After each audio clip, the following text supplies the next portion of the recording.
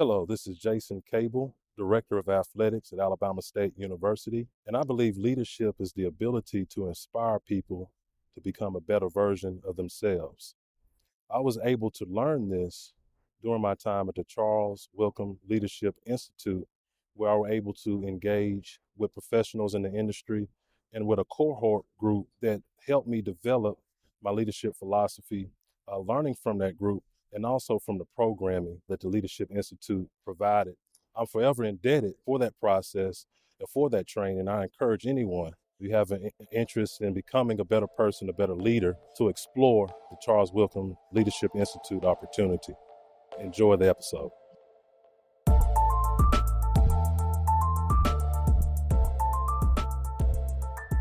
Greetings, this is Ty Brown, and welcome to the One Question Leadership Podcast, where we highlight executive and organizational leadership. Be sure to follow us on Twitter and Instagram at 1Q Leadership. Our guest today is Sharief Hashim. Sharief is the Director of Athletics at Susquehanna University. Yes, Greetings, sir. Sharief. Thanks for joining us. Thank you, Ty. I really appreciate it. Happy to sit down with you.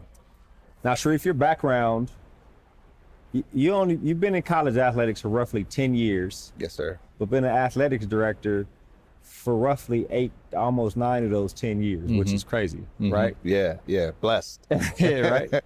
So tell me what you were doing before you got into college athletics. Sure. No, I appreciate the question. So I'm from Maryland. I say Maryland. Most people assume Baltimore, but Silver Spring, Maryland, much closer to DC. Born and raised in the DMV.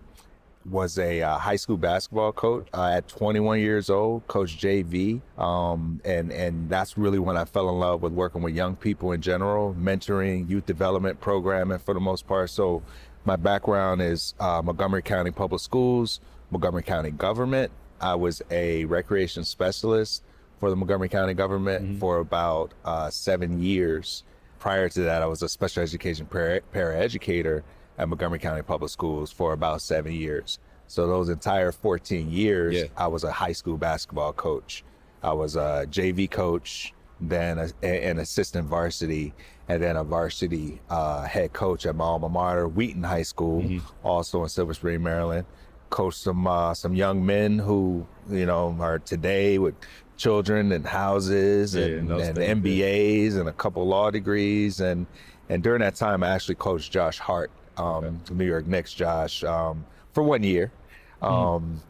His freshman year, he played varsity for me, and he transferred to private school after that. And like most kids in a DMV, you gotta go Catholic League to kind of get to that next level. But yeah, just coached, and a young man who I had coached at Walt Whitman High School in Bethesda, we sit down at the Final Four in Houston in 2011, and I told him, if you ever have an opportunity to be a college coach, give your boy a call.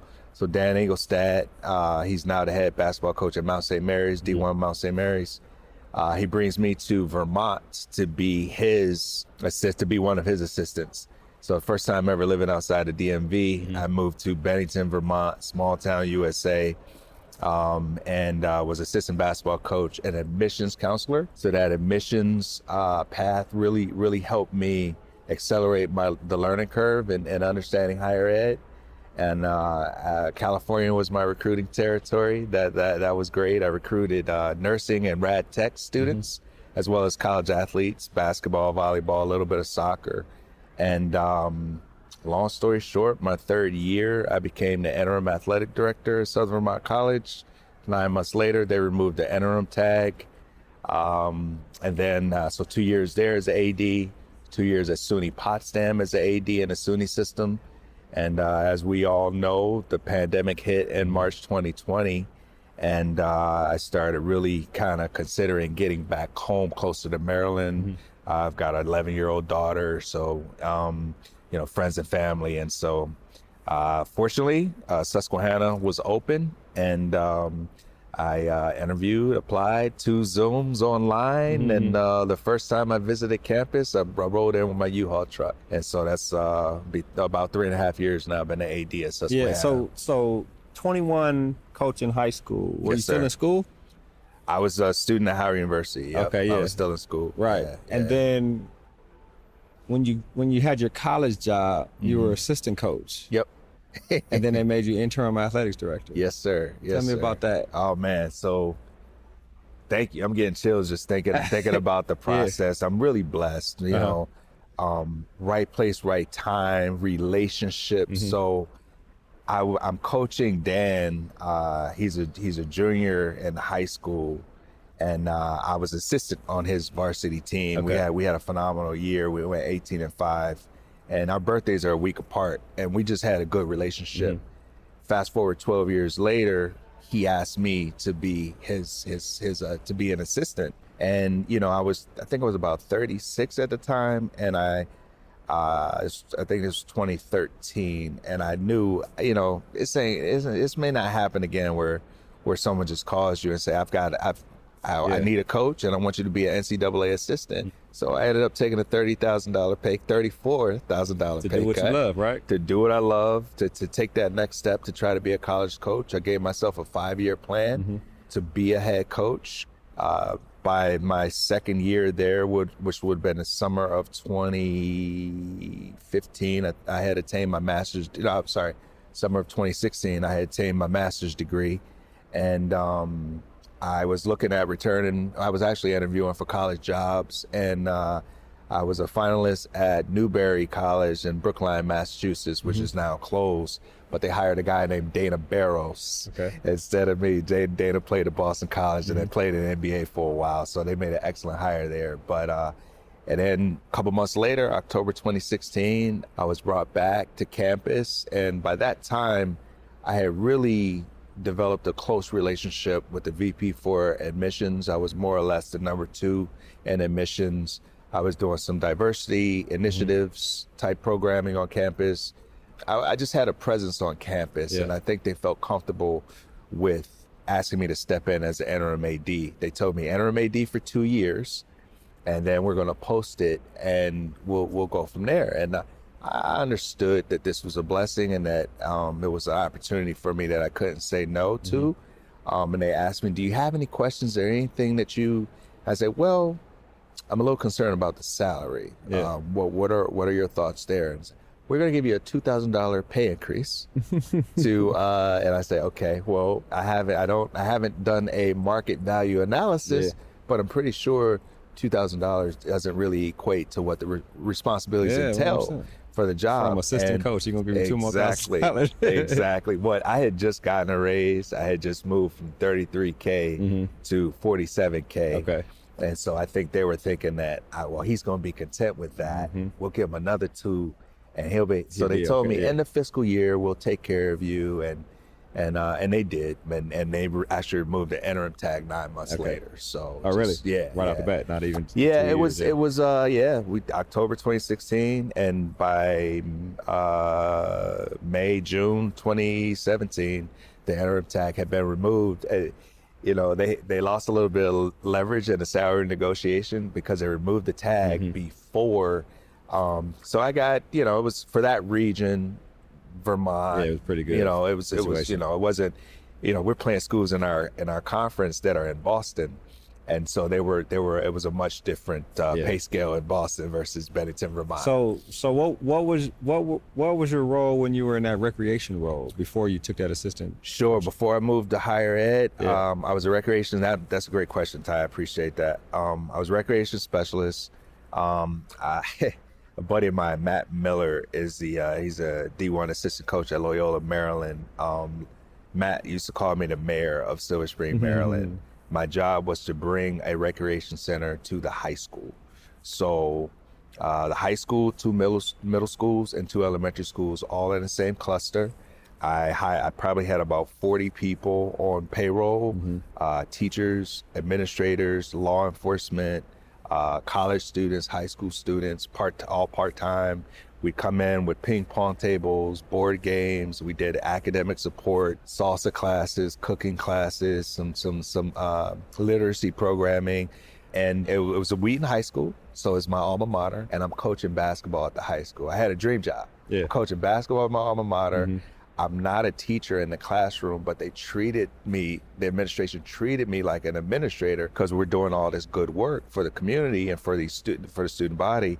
And it was, at the time, it was roughly about 65% Latin, mostly Salvadoran kids, first and second generation. So really heavy MS-13 population. So it did a lot of gang involvement, type of programming, and really trying to keep a lot of futsal. We did some midnight soccer leagues, like doing a lot to keep kids out off the street. Yeah, 100%. And so it was a really, but from that, I learned sport management because we're doing all these sport programs. I learned how to, hire and mediate and mentor young staff, and I really enjoyed that. So fast forward a few years later, I'm in Vermont. They said, we want you to be the interim athletic director. My second day, I said, I'm not coaching again. I think I like this. And I'm like, I've done this before on a smaller scale in recreation. I just got to understand NCAA, verbiage, rules, but a lot of it's the same work. It's people, working with people, leading, trying to set the tone, treating people the way that, they prefer to be treated. And so that's something I've always tried to do. So what's interesting is, when you're coaching, you kind of believe that that's the passion. This is where I belong. Yes, sir. So then you get in this AD chair and realize, oh, this might be what I need. Right. Tell me about that realization, and then, saying, okay, well, this is the direction I'm going from this point forward. Sure. When I was a coach, I really, in high school, a little bit of college in Vermont, but I always, prior to moving to recreation, I always thought like I'm really good with leading young people. I really enjoy that, but I've never really led adults. And so that was a personal challenge for me, that was something that I wanted to do. I did it on the recreation level. And then when I moved into higher ed and the AD role, I began doing it there. And I think I had been an interim AD at the time for about 8 months. My niece was 8 years old at the time. And she said, how are your players doing, Uncle? How are your guys doing? And I said, oh, I don't coach anymore. She's like, what? What do you do? I said, well, I'm an athletic director. She's like, well, what does that mean? I said, well, I put out fires. And she gave me this quizzical look. Wait. I said, no, I'm not a fireman. I'm not. It's like, so I explained that. Administration, hiring, mediation, manage the budget. And she said, oh, you coaches. And she just walked off. Oh, she just got what it was and walked off. Just walked, she done. She got 8 years old. And so that's when I realized that it made so much sense when she said that. And understanding that while that sounds cool, they coach me. Yeah. And, I really, I would define my leadership style at the time when I first started as a servant leader. Okay. I really would do anything that I could for my coaches at any time. We had 13 athletic programs, 11 coaches, and head coaches. And so it was a much smaller school, roughly about 180 student athletes. And so I found that as I've continued to grow and develop, move from school to school, currently Susquehanna, 23 programs, 670 student athletes, 27 full-time staff, total of 70 employees, including part-time staff. And so I'm probably more of a transformational leader where I'm just not able to drop what I'm doing to help, people when they ask at that time. But I do have to stay who I am. I have to continue to remind myself what got me here, and that is servant leadership. And so I'd like to think that I'm a little bit of both. But I mean, servant leadership doesn't have to mean that I will help you sweep the grounds, right? It could also mean I will provide the resources so that you can sweep the grounds more efficiently. For sure. Like that, right? Still serving you because that's how I can serve you. Right. Is by providing. And that's what we're all doing is serving, young people. But I love advocating for young people. I love advocating for coaches. People always ask, do you miss coaching? Right? And while there's certain components of coaching I miss, recruiting, parts of recruiting, that finding that diamond in the rough, student athlete, or seeing a young person be successful who might have been struggling with the left-hand layup or struggling in the classroom and, not being on the front lines with the students, so to speak. But what I found that when I'm able to advocate for an assistant strength and conditioning coach, or I'm able to frame things in a way that faculty or the administration understand. And that's like hitting a 3-pointer for me, or like scoring a basket, or we push to get this done, get this accomplished, and they say yes, and I know that would have happened if I wasn't able to articulate to them in a way that they could understand. So you're right, it is service, it is servant leadership, and I really enjoy it. But just trying to bring that attitude and that passion to what we do, I think is a transformational part of it. But I try to be a little bit of both. Yeah, 100%. And but I will say that mid-October I said I need to put the baskets, the chairs away after the basketball game. Okay. I need to remind myself of not get too far ahead of myself, because I feel like I was doing that a little bit. Oh, really? And just taking on more, delegating a little bit more. And I'm like, you know what, I want to really, not so that people see you doing things, but just so I feel good about. Is that the thing you identified? Put the chairs away after the basket, like the thing, like there's got to be one thing I'm gonna do to it's keep me grounded. It's an easy thing for me to do. I'm gonna say that it's the game finishes, and it's I can do that. We the bleachers, do a little bit of that, but I think that's excellent. Yeah, it's just something light that I enjoy. Get a quick workout in doing that, but just trying to find different things and be more because when I was in Vermont and I took over, I didn't have an admin.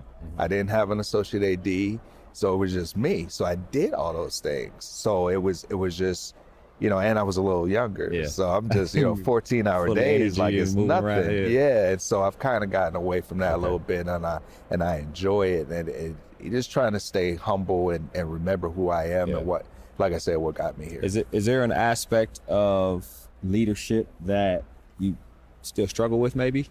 Like whatever early on, and you feel like this is still a thing? I mean, maybe you've hired somebody to handle that part of it, or right, that I still struggle with. Or was there an aspect of leadership that you struggled with early on? I feel like I'm really balanced in my demeanor and my attitude. I think that hurts me sometimes. I appear to be very laid back. I smile a lot. Okay. So sometimes people don't understand that I got that dog at me. Yeah. Like I can be very stern and very fierce at times, and it might people are surprised by that sometimes. But I think there's a time and a place for everything. Yeah. So I think that's something that I'm a nice person. I enjoy winning. Yeah. I enjoy having fun. I want people to feel good about what they're doing. And I think sometimes people look at that as take kindness for weakness. Probably. Yeah, exactly. And then they're like, oh, and then sometimes you deal with the angry black man trope and different things like that. So just balancing those things, and I've only worked at PWIs, and they've been rural areas, and I think that there's a lot of power in that. There's a lot of power in being the only black person in the room sometimes, and so understand that there's a responsibility with that to represent well. So I've just tried to do that and consistently, and at the same time, I have to be who I am. And so I'm going to smile. I'm going to maintain a good attitude. I think to answer your question a little bit better, I think I've grown a lot as a leader who understands business in terms of managing the budget, being forward thinking, making the right decisions. But I don't think anybody saw the transportation increases we were going to see in our industry post-COVID. Yep. And so working through that, for instance, we've increased our athletic enrollment by 22% since fall 2019. So making sure that, one thing that I'm really, really working with our administration to understand is that while we saw a small decrease in student athlete enrollment, we did see a significant increase in student athlete enrollment. Okay. And so all our coaches see that, they all understand that, and they want more. And we have more students, so that's travel costs and, hotels and uniform, everything, but we have to move deliberately to kind of make sure that we don't put ourselves in a position to be over budget. And so I've been, I've learned a lot about that, and through this time post-COVID where we've all been enduring different things in our industry. You talk about the relationship with the people who you report to, right? And is it a student affairs deal where you are, or is it a president? Like, tell me about how it's set up where you are. Sure. When I was first hired, I reported to VP for Student Life. Okay.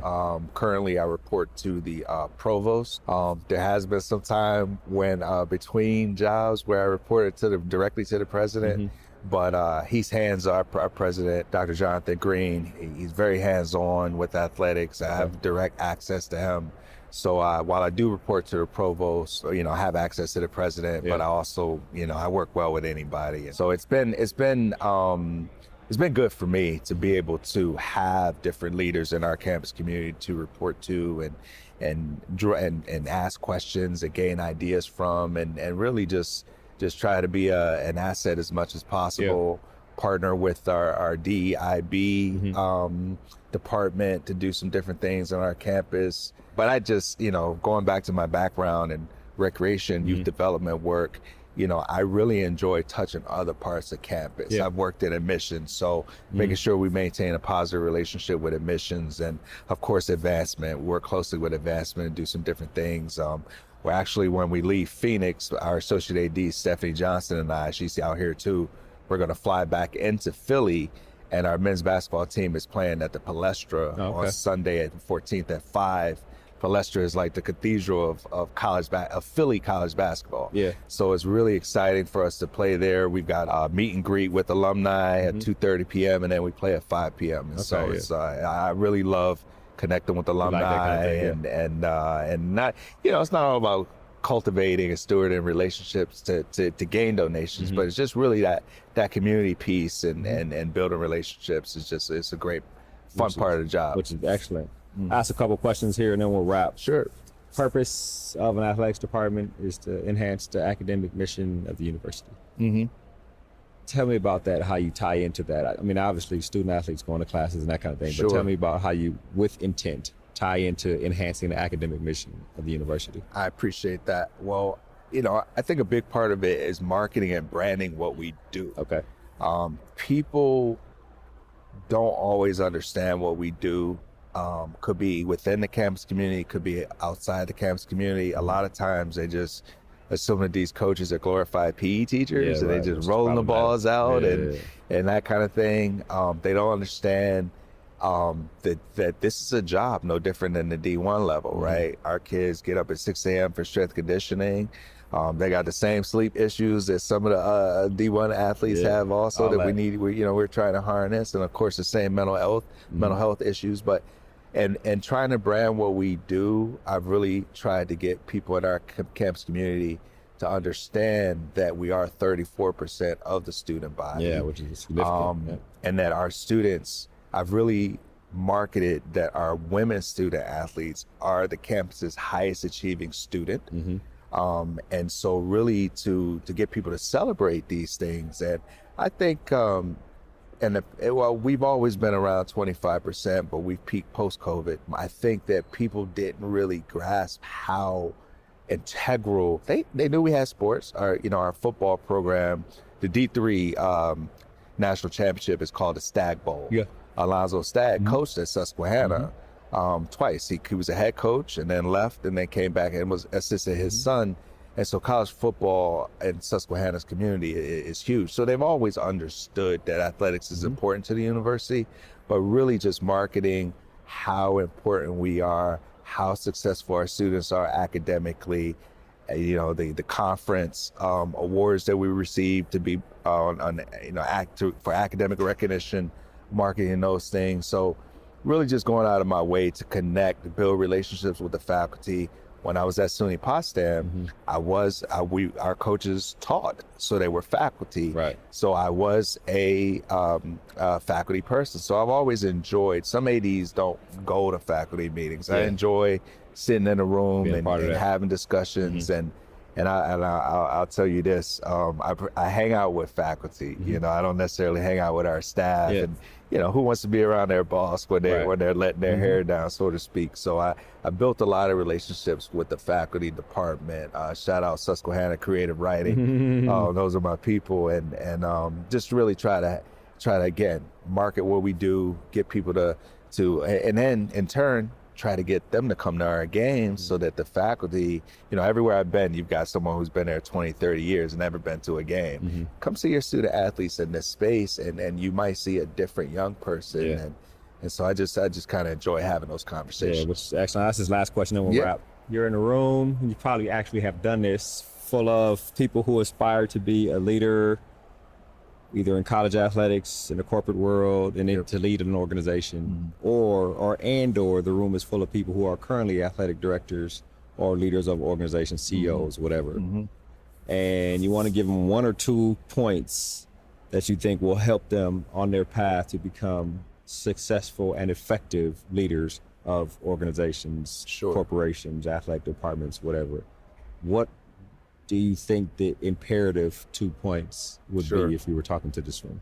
Okay, what's worked for me and what I try to share with people, especially young administrators, be empathetic.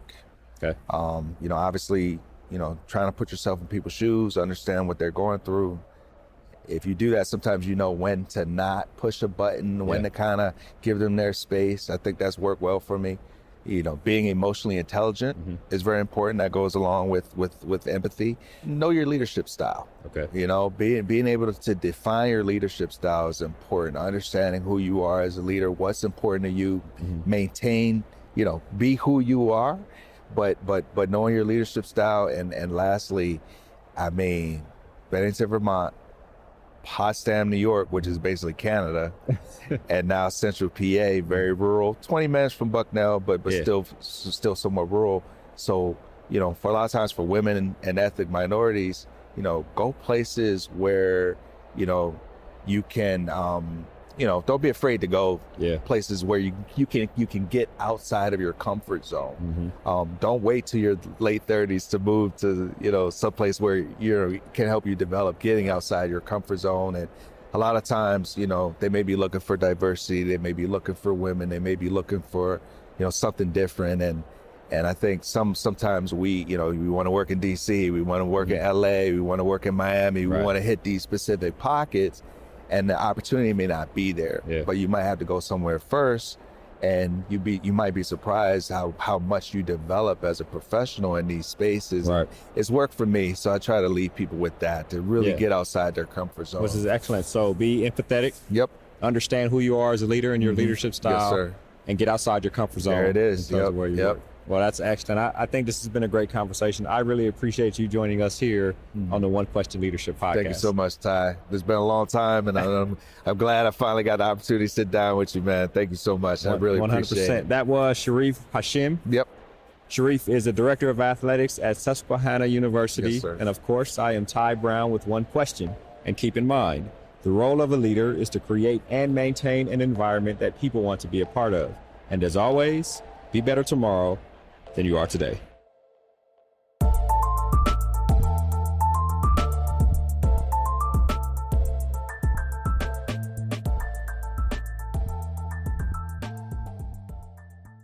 This episode of the One Question Leadership Podcast is produced by Spades Media Group, solving problems using creative leadership.